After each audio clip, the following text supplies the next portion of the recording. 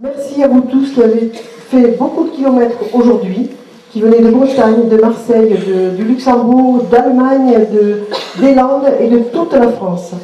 Donc vraiment, vraiment merci. Parce que si ce soir nous faisons le 3e Cinéforum, c'est aussi parce que vous avez été très près de nous, très fidèles, et que vous nous avez encouragés à continuer. Je remercie tout d'abord les intervenantes. Mesdames Nicole Confé, le docteur Nicole Confé, Christine Nouveau, Anne Givaudan, Gabriella Ferrari et Sylvie Simon, qui nous ont fait la gentillesse d'accepter l'invitation à ce 3e Cinéforum. Sans elles, nous ne serions pas là ce soir. Donc merci mesdames, merci beaucoup. Nous remercions la ville et le centre culturel pour l'aide logistique qu'ils nous apportent. Les chapiteaux, l'éclairage. Donc c'est vraiment une aide qui nous est précieuse et nous en profiterons tous dès demain. Nous remercions les partenaires qui ont été présents aussi cette année et c'est grâce à eux que le programme que vous avez tous eu en main, et si vous voulez en prendre un ou deux pour faire voir à vos amis et leur donner envie dès lundi, vous pourrez en reprendre. Merci aux partenaires. Nous remercions bien sûr Arnaud Vial, le directeur de la salle, et toute l'équipe du cinéma, qui est vraiment une équipe extrêmement gracieuse, qui nous aide toujours quand on fait ce style de préparation, parce que c'est pas simple. Il y a des petits problèmes techniques, l'éclairage, le son, tout ça. Merci à Johan, à Alain, à Séverine, à Camille qui est à la caisse et à Marion aussi qui est à la caisse. Enfin à toute l'équipe du Rex qui travaille et qui est toujours là pour nous accueillir avec le sourire.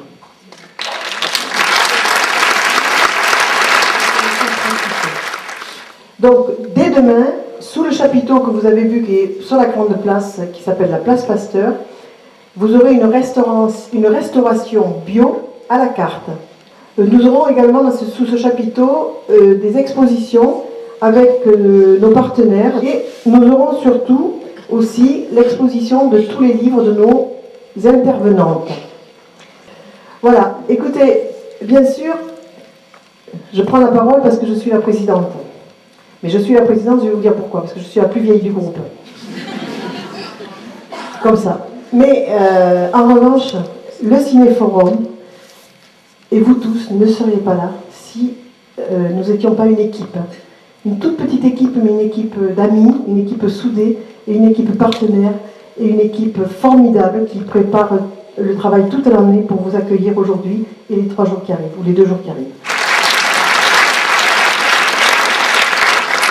Bernard ?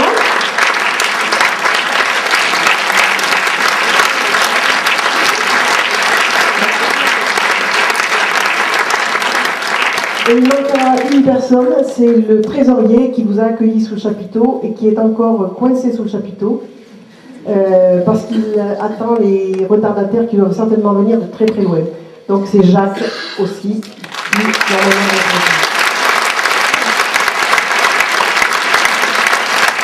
Donc nous sommes une équipe polycéphale. Ça se dit ça, docteur ? Ça devient grave. C'est grave, c'est une mutation. Et merci encore à vous tous d'être là. Donc je vais vous parler du 3e Cinéforum. Le 3e, le nombre 3 dans la Genèse, c'est un rapport avec le Saint-Esprit des chrétiens, hein, c'est-à-dire l'aspect féminin de Dieu, de la création, l'intelligence créatrice, c'est-à-dire la mère divine. Dans la tradition kabbalistique hébraïque, le nombre 3, c'est aussi le sommet du pilier de rigueur, qui est le pilier féminin. Donc on revient sur exactement les mêmes données. On a toujours à voir avec la mère. J'aurai un texte à vous lire, pas long, mais qui va introduire totalement le contenu de ce cinéforum. Et ces physiciens ont échangé des propos en 1974. Bob Togon Jacques Sarfati et Fred Wolf. L'interpénétration des univers est commencée. Des sentiers s'ouvrent qui vont nous permettre de briser le cercle de notre perception limitée. La conscience est la totalité au-delà de l'espace-temps, ce qui pourrait être l'essence du jeu réel. Nous en arrivons au point de nous rendre compte que la conscience et l'énergie sont une seule et même chose. La totalité de l'espace-temps est construite par notre conscience. Notre perception intégrale de la réalité est un ensemble composite d'un nombre indéfini d'univers dans lesquels nous coexistons. L'idée que nous nous faisons de nous-mêmes n'est seulement que la projection localisée de la totalité de nos êtres réels. Il n'est pas d'autre tâche que de consacrer tous nos efforts à l'étude de la conscience. Travailler à une transformation de cette dernière est le seul jeu qui vaille les chandelles. Les individus susceptibles de déformer des corps, de voler, de disparaître ou de se matérialiser peuvent nous conduire temporairement vers d'autres réalités également réelles. Ces personnes s'exécutent en public et les enfants qui, devant leur téléviseur, tordent aussi des objets ou les font disparaître, y parviennent parce qu'ils y croient. Cela se produit sur le champ. Chaque effort consiste à travailler avec ces enfants vers une compréhension authentique de leur but et de leur adéquation, avant qu'un malentendu puisse engendrer le doute. Considérons ces phénomènes comme des signes. Notre tâche est de permettre une relation supérieure avec d'autres harmonies, dans lesquelles l'espace-temps est construit d'une façon plus cohérente, afin de vivre le flux naturel agissant au travers de chacun.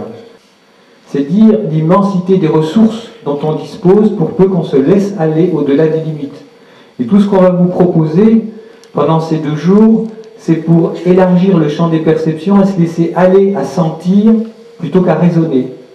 C'est-à-dire à rentrer en résonance pour faire l'expérience de champs qui sont déjà ouverts, qui sont déjà parcourus par d'autres, et se laisser toucher. C'est, à mon sens, la manière la plus rapide d'apprendre et d'être dans le mouvement de la vie qui est en train de se déployer partout. Maintenant, j'appellerai Nicole Confet, qui est notre marraine de ce soir. Oui, je suis vraiment contente et heureuse de retrouver une grande partie d'entre vous cette année. C'est toute votre histoire à vous, chacun individuellement, de parler de la naissance. En plus, nous sommes aussi dans une période de naissance, d'une étape collective. Et pour tous les bébés qui vont arriver et venir participer à ces grands changements, c'est important de pouvoir les accueillir avec le plus de renseignements possible. Et donc c'est vraiment bien qu'il y ait beaucoup de monde pour ces 2 jours. Le film qu'on a choisi est assez étonnant, ça va peut-être vous interpeller.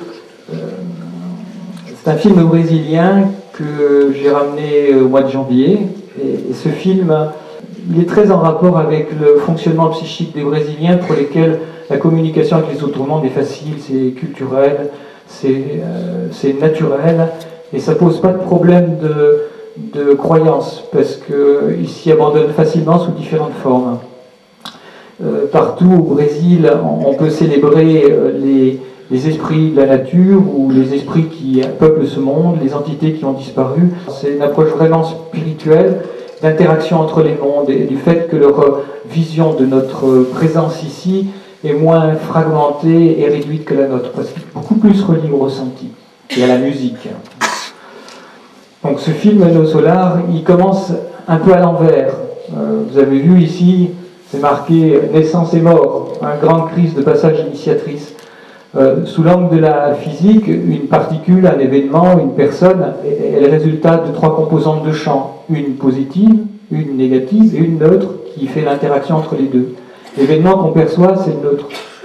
Le phénomène de la naissance est en même temps un phénomène de mort. Et l'inverse est vrai aussi, une mort peut être une naissance sur un autre étage. Voilà, ce film introduit, si vous voulez, ce processus par l'autre. D'abord, c'est la naissance au monde spirituel, puis ensuite une grande boucle. C'est pour que vous ne soyez pas choqués que je vous prévienne tout de suite. On va naviguer entre les passages, en fait. On va se rendre compte que passer pour sortir du corps et aller dans le monde de l'esprit, ou venir du monde de l'esprit pour entrer dans un corps, ce sont des passages qu'on a peut-être d'ailleurs fait un grand nombre de fois déjà dans notre histoire d'âme. Je voudrais aussi rajouter un tout petit mot, parce que peut-être certains d'entre vous connaissent le centre de João de Deus, qui est à côté de Brasilia. Et je vois des têtes qui font ça. Alors, pour ceux qui connaissent le centre de João, sachez que ce film raconte l'histoire d'un médecin brésilien qui est mort, donc, et c'est une histoire là, de l'autre côté. Et João est un médium qui incorpore des entités guérisseuses et des médecins d'au-delà. João soigne en vraiment prêtant son corps à des entités guérisseuses.